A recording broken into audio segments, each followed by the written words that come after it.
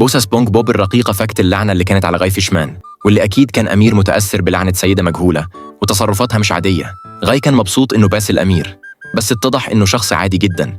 هو والسيدة دي شافوا آخر كرسي فاضي في السينما مع بعض، وغاي كان أسرع وقعد عليه، فالسيدة اتضايقت جدا من تصرفه وقالت جملة غير مفهومة ولعنته بيها.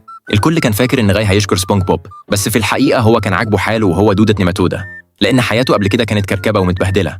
وبعد ما تحول عمل صحاب كتير وحب واحدة جميلة، وكان المفروض يتجوزوا النهارده بعد الظهر، بس سبونج بوب بوظ له حياته، وعشان يصلح غلطته قرر يساعده يرجع للعنة التاني.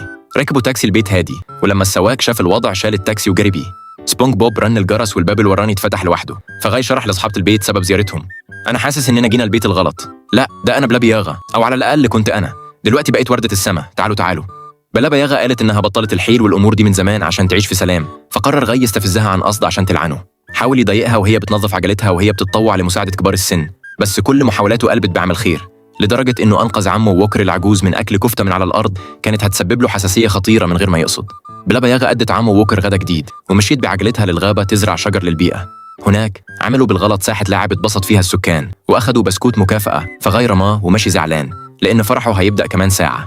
اضطر غاي يركب أتوبيس مقلب الزبالة وهو مكسور الخاطر، وفي نفس اللحظة ركبت بلابي ياغا بعد ما عجلتها اتخرمت، وهناك اتنرفزت على الآخر ورجعت تاني سيدة منفعلة وشدية الطباع، وزي ما الكل عارف اللي بياخد مكانها بيتعاقب.